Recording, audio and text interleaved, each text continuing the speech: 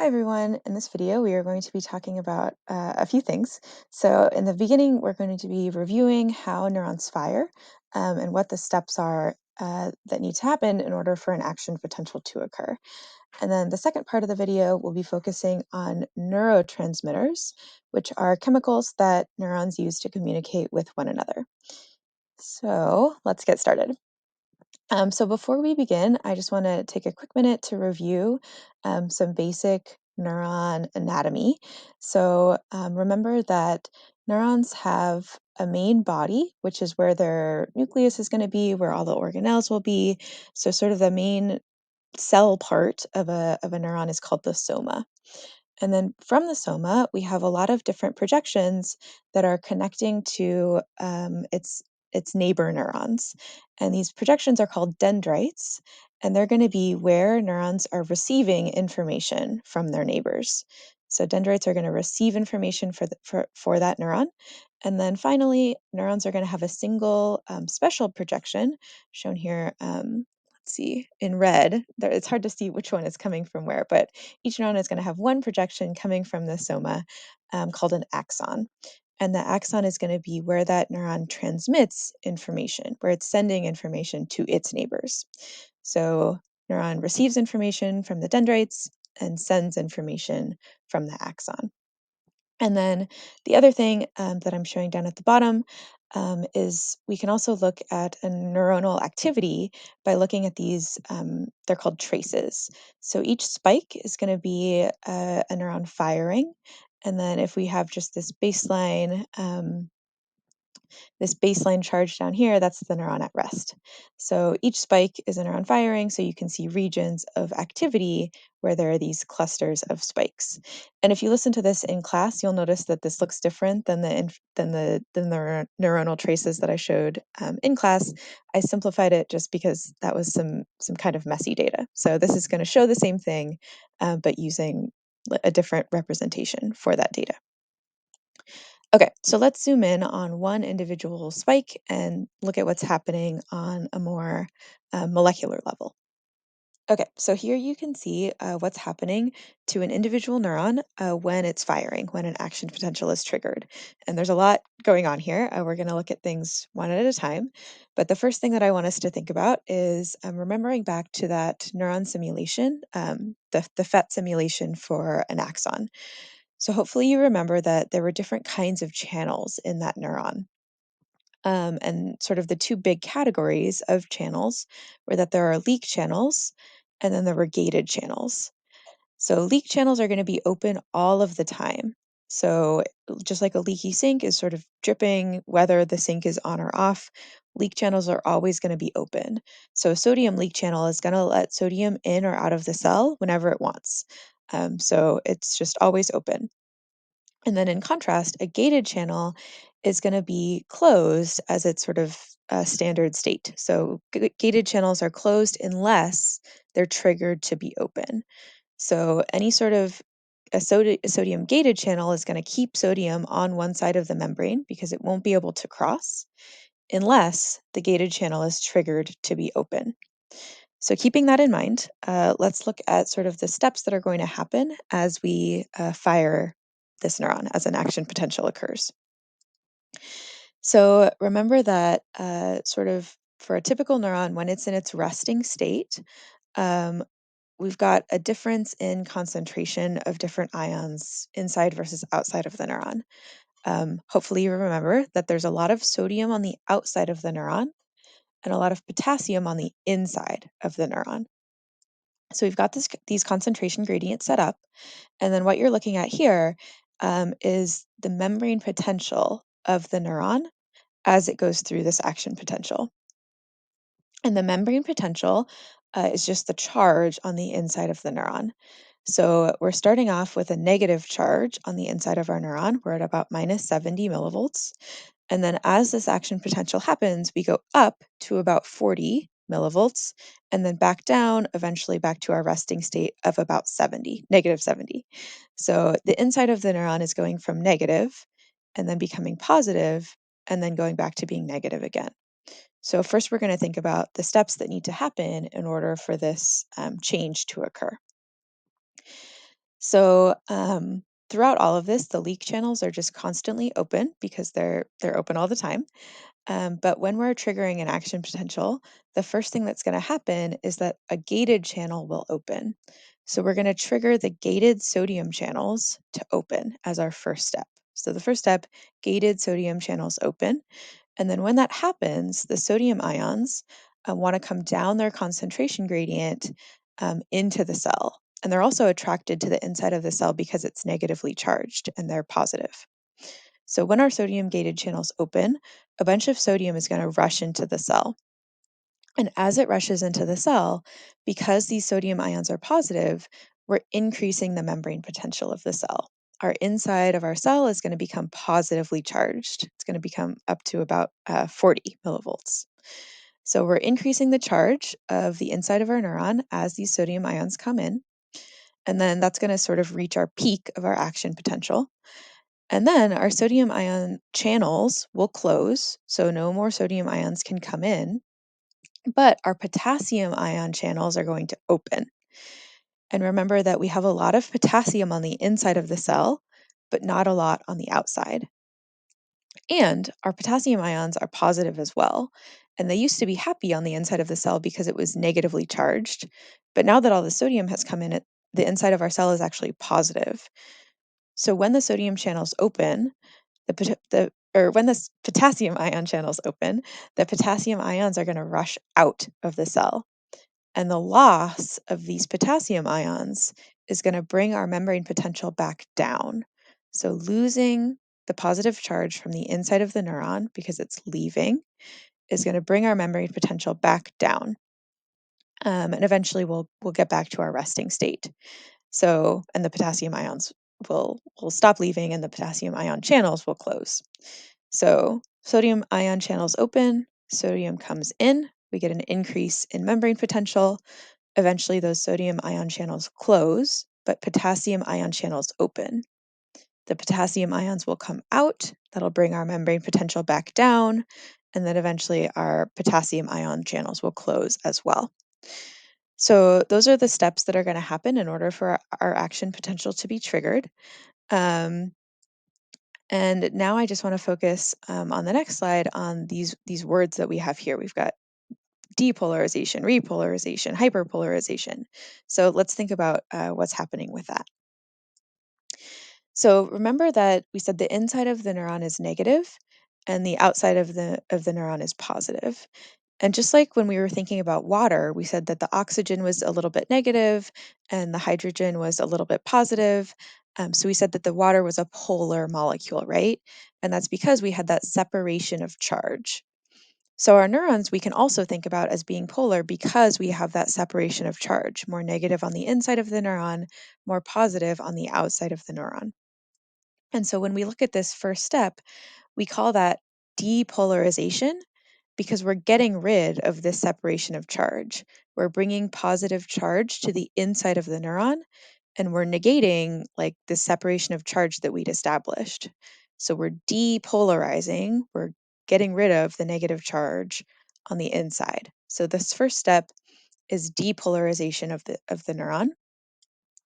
And then in the second step, when potassium ions are leaving, we're bringing our membrane potential back down. We're reestablishing the negative charge on the inside of the neuron.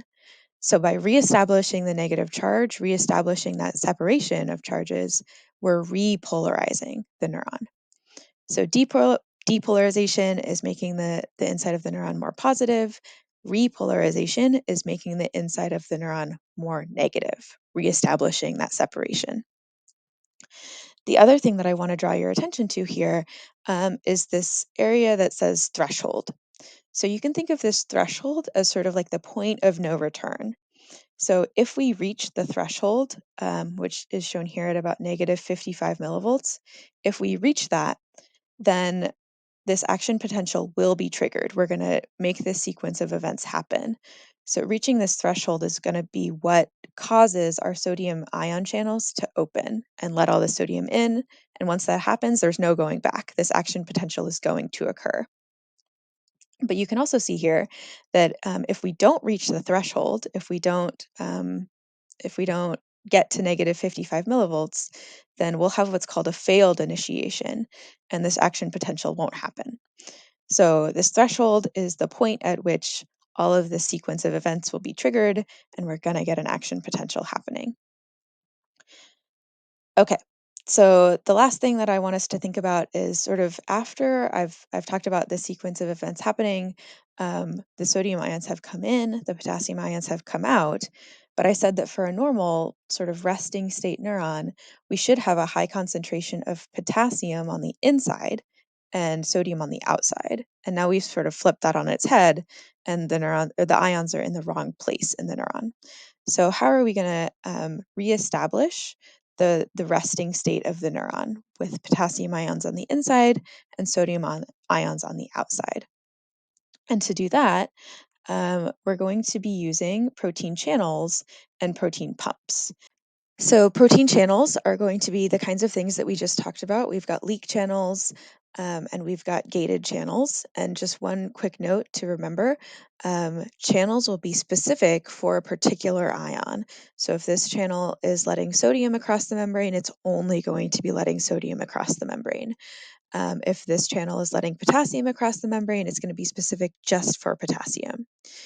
But when we're thinking about what's going to let us bring our membrane back to its sort of normal state with potassium on the inside and sodium on the outside, we're going to need to do some active transport. So that's where sodium potassium pumps are going to come into play. So this is a figure that's just showing how these pumps work. And remember that the defining feature of a pump is that because it's active transport, we're going to need to use up ATP in order to move ions against their concentration gradient. So in this case, we're going to be taking sodium from the inside of the cell, and we're going to be pumping it to the outside using ATP. So we're taking 3 sodium molecules from the inside of the cell, and we're going to move them to the outside of the cell um, by using up ATP. And then once we do that, once our sodium is moved to the outside of the cell, potassium is going to bind from the outside and get transported to the inside of the cell. So the sodium potassium pump is taking sodium from the inside, moving it outside, and taking potassium from the outside and moving it inside. So with all of these pumps working, we're going to reestablish a high concentration of potassium on the inside of the cell and a high concentration of sodium on the outside of the cell. Okay, so now I'm going to sort of shift gears and start thinking about neurons communicating with one another using chemical messengers. And those chemical messengers are called neurotransmitters. So, neurotransmitters are essentially signals that let neurons tell one another you should fire or you shouldn't fire. So these neurotransmitters can be excitatory, and that's going to be a signal that says, hey, neighbor neuron, you should fire. And it's going to make its neighbor neuron more likely to fire. Or they can be inhibitory, and that's going to make its neighbor neuron less likely to fire. So this is similar to, remember when we first started this unit and you were out on the driveway and you were saying yes or you were saying no, that was your message from a neighbor neuron, and you were either an excitatory neuron saying yes, we should fire, or you were an inhibitory neuron saying no, we shouldn't fire.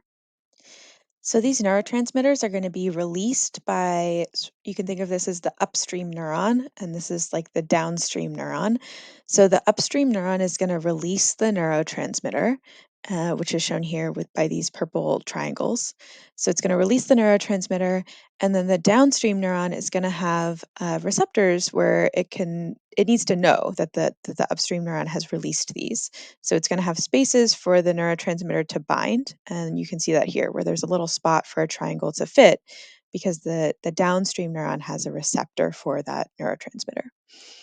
So the question is, once this neurotransmitter is released, it's going to bind to this receptor on the downstream neuron. But what's it going to do? How is it going to make the downstream neuron more likely to fire or less likely to fire? So let's look at the next slide here. And to think about this, I want to bring up or re-bring up this idea of a gated protein channel.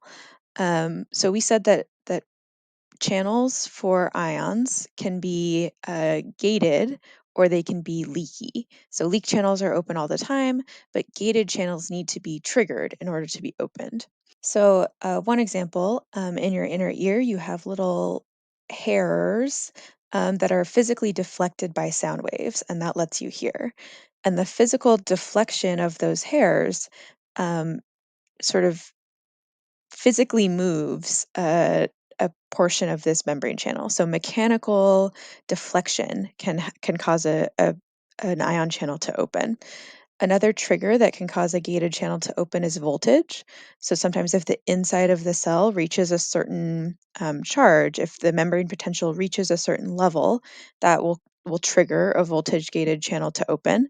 And then the last kind, and the kind that's relevant for neurotransmitters, is that ion channels can be gated by a ligand. And a ligand is just a molecule that does something in the body. So a ligand gated channel will open if a particular molecule binds to it. So when we're thinking about neurotransmitters, we're going to be thinking about ligand gated channels. And so this is a different version of the same kind of thing I was showing in the previous slide, but here the neurotransmitters are these little blue dots. And then we've got some ion channels shown here in this minty green color. So you can see here that these are gated ion channels because right now they're closed. They're still gated and no ions are going to be flowing through them. But once the neurotransmitter is released, the neurotransmitter can bind to these ligand gated channels. So here you can see a little blue dot is binding here, a little blue dot is binding here, and here. And because this molecule of neurotransmitter has bound, it causes the ligand gated channel to open. And once it's open, a particular ion is going to be able to flow in. What that ion is depends on what kind of channel this is, because remember that ion channels are specific to particular ions. So let's think about a specific example so we can have it as we can think about a particular case. So, one example of a neurotransmitter is called GABA. So, let's think about this. All of these little neurotransmitters here in blue dots, they're all a neurotransmitter called GABA. It's got a long, like gamma, alpha. I don't know what its chemical name is. It's really long and terrible. So, everyone calls it GABA. So, we've got a little GABA molecule here, a little GABA molecule here. These molecules of GABA are binding to ligand gated ion channels, causing those ion channels to open. And in the case of GABA, the kind of ion channel it is a chloride channel. So chloride is a Cl minus. So GABA is going to bind to chloride channels and cause them to open because these chloride channels are gated unless GABA binds. When the chloride channels open, chloride is going to come into the cell. And remember, chloride has a negative charge.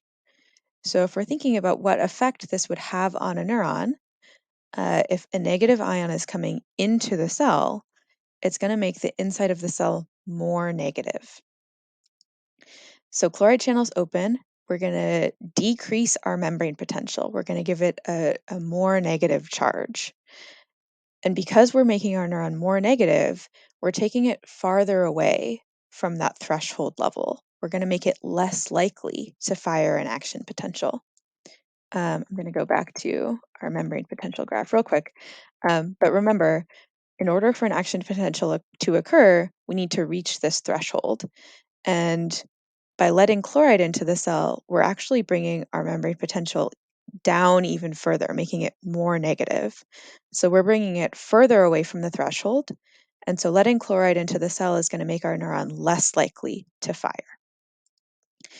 So when we think about a neurotransmitter like GABA that's making us less likely to have an action potential, we can think of it being an inhibitory neurotransmitter. So here we're looking back at our neuronal spikes, um, and we're adding neurotransmitter to some neurons that are grown up in a dish. So neurotransmitter is added here, and neurotransmitter is added here. And GABA is the one that we were thinking about here. And you can see that when you add GABA, nothing happens. And that's because GABA is making it less likely for our neuron to fire. It's an inhibitory neurotransmitter. But we have other different kinds of neurotransmitters. So one is called glutamate, one is called acetylcholine. And when you can see that when you add these kinds of neurotransmitters to a neuron, it causes them to fire. So adding glutamate to a neuron causes it to fire. Adding acetylcholine to a neuron causes it to fire. And what I'm showing here is these neurons are just grown in a dish, but we've got some older neurons and we've got some younger neurons. And for both kinds of neurons, older and younger, adding glutamate and adding acetylcholine is causing the neurons to fire. But maybe what you can see is that when you add GABA to older neurons, it's acting like we would expect. It's causing inhibition of firing. But when you add GABA to younger neurons, it's actually causing a spike in activity. It's causing the neurons to fire. So our question for most of the rest of this lecture is why is this? Why are we getting firing in response to GABA in younger neurons when really GABA should be inhibitory? It should be preventing firing, which is what we see in older neurons. So let's recap what we at least what we think we know about how GABA should be working and how, in general, inhibitory neurotransmitters and excitatory neurotransmitters should work. So, when we're thinking about inhibitory neurotransmitters, and again, this is how GABA should be working, it should be inhibiting an action potential from occurring. We're going to be making a neuron more negative. We're going to be taking it further away from that threshold level. So, for example, we might be taking the cell from -70 to -80, making it extra negative. And that could happen by negative ions coming in. So, GABA works by letting chloride ions come into the cell. So, if chloride comes in and it's negative, we're going to make our cell more negative. The other thing that could happen is positive ions could leave. So, if we had, for example, potassium ions, if potassium left, then that would also make the cell more negative. So, when we're thinking about inhibitory neurotransmitters making the cell more negative, we call that neuron, it's hyperpolarized. And when you think about a hyper child, the child is like, acting, it's doing a lot of activity. It's got a lot of extra things happening. So it's hyper polarized. We've got a lot of extra negative charge. So hyperpolarized neurons are extra negative. So even more negative than the resting potential. On the other hand, if we're thinking about excitatory neurotransmitters like glutamate and acetylcholine that we saw on the other slide, that's going to make a neuron more positive. So bringing it closer to that threshold potential and causing an action potential to occur. So, for example, we might go from -70 to only -40, making a neuron more positive. So we can do that by a couple different means. We can have a negative ion leave the cell, or we could bring positive ions in. So in the case of GABA, it seemed like it was acting like an inhibitory neurotransmitter in older neurons, but it was acting like an excitatory neurotransmitter in younger neurons. And I said that GABA, the molecule GABA, opens chloride channels. So it's causing chloride to either enter or leave a neuron because it's opening gated chloride channels. So we need to think about what conditions would make chloride want to enter the cell and what conditions would make chloride want to leave. So we need to think about two things here because when we're thinking about neurons, we have to consider both the electrical gradient and the chemical gradient. So those two things together we call the electrochemical gradient. And it just means that we need to think about chloride both electrically and we need to think about it in terms of its concentration. So electrically, chloride is negative. So it's Cl minus, and the inside of the neuron is also negative. So let's think about it being -70. So electrically speaking, chloride does not want to come into a cell because it's negative, the inside of the cell is negative, and like charges repel. So chloride doesn't want to come into the cell electrically. The only thing that could be making it actually come in then would have to be a concentration gradient. So it might be that chemically there's a lot of chloride on the outside of the cell and only a tiny little bit on the inside of the cell. And that might be enough to overcome the electrical gradient that makes chloride not want to come in. So let's think about that. So if we look at the concentration of chloride on the inside of the cell for older neurons, it's only 8 millimolar. And on the outside, there's a ton of chloride, 150 millimolar. So this is setting up a really strong concentration gradient where there's a ton of chloride on the outside of the cell and only a tiny bit on the inside of the cell. So in the case of older neurons, there's actually a big enough concentration gradient where chloride is able to sort of the concentration gradient for chloride is able to override the the negative charge on the inside. So even though chloride is not excited about the negative charge on the inside, the concentration gradient is just too strong for it to resist. So it's able to come into the cell when chloride channels open in older neurons. But if we're looking at these younger neurons, now there's a little bit of a higher concentration of chloride on the inside of the cell. So instead of there being only 8, now we've got 20 millimolar of chloride concentration inside. And so even though the concentration gradient is still favorable for chloride to come in, right? There's more chloride on the outside than there is on the inside. So we still have a strong, we still have a concentration gradient that would favor chloride to come in. It's not strong enough to override the negative charge on the inside of the neuron. So it's not strong enough to overcome the electrical gradient that makes chloride not want to enter. And the reason for this is that there's a special, you don't need to know the name of this protein, but there's a special protein that takes potassium, and the relevant one here is chloride, and it pushes it out of the cell. So by pushing chloride out, we're keeping our internal concentration of chloride really, really low, low enough that chloride will want to come into the cell when GABA opens the chloride channels. And this protein that does this doesn't develop until a little bit later in a neuron's life. So a neuron has to mature enough to get this special protein called KCC2 that's going to keep the internal concentration of chloride really low. So the big point that I want to make here is that whether a neuron or whether an ion will come into or out of a cell is going to depend on the electrochemical gradient. And that's going to have two factors that are important. We're going to have to think about the charge, and we're going to have to think about the concentration gradient. So I'm going to go back to a previous slide here. Um, Both the charge and the concentration gradient are not binary factors. So chloride's negative. In both cases, let's say this neuron is negative 80 on the inside and this neuron is negative 40 on the inside. Chloride doesn't want to come into either of these cells because it's negative on the inside of both of these cells, but it's not an equal amount of dislike. Chloride doesn't want to move into a minus 40 millivolt cell, but it really doesn't want to go into a minus 80 millivolt cell.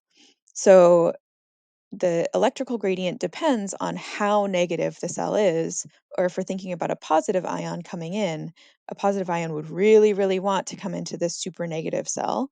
And it would still want to come into this cell because it's also negative, but it wouldn't want to come in quite as much as it would want to come into this cell.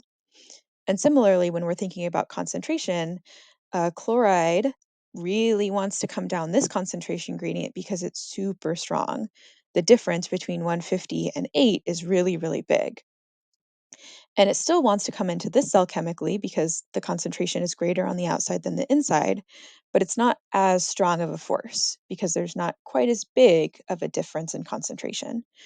So when we're thinking about a neuron coming into or out of a cell, um, we're weighing the electrical difference and the concentration gradient against each other. The electrical gradient or the chemical gradient, which one is stronger? And there's no way for you to know just by me telling you, like, that the cell is minus 70 and here are the concentration gradients. But if you see a negative ion coming in or leaving, then you should be able to make an inference about which force won out, which force was stronger, the electrical force or the chemical sort of concentration gradient. Um, so just keep in mind that there's two things to consider when we're considering ions moving into and out of a cell. Okay, and then lastly, just really briefly, I wanted to touch on this idea that for a lot of different um, neurological conditions, so the example I'm showing here is epilepsy, but the same thing would go for something like if you suffer from migraines, or if you think about like neurodegenerative conditions like Alzheimer's, a lot of them are associated with changes in neuronal function, changes in how neurons fire or when they fire. So in the example of epilepsy, it's a disorder characterized by seizures, and the underlying cause of these seizures is thought to be um, an excess of neuronal firing, neurons firing when they shouldn't. So we can think about the things we just talked about: ion channels, neurotransmitters, the receptor for neurotransmitters, and these are all going to be targets for different kind of drugs that are used to treat epilepsy. So we can block sodium and calcium channels. Sodium, calcium are positive ions. So by blocking these channels, we're preventing the influx of positive ions, and that will prevent the ion from becoming too excitable. We could modulate how much GABA we have in the system. And remember, GABA is inhibitory, so that would increase the amount of inhibition. And we could also change the amount of excitatory neurotransmitters that we have. So all of these different ion channels, ion flow, they do have relevance to just these sort of bigger picture ideas for conditions that affect a lot of people. So I know this was a super, super, super long video lecture. I'm going to put timestamps in the description so that hopefully you don't have to listen to all of this. Okay, I'll see you in class in a bit.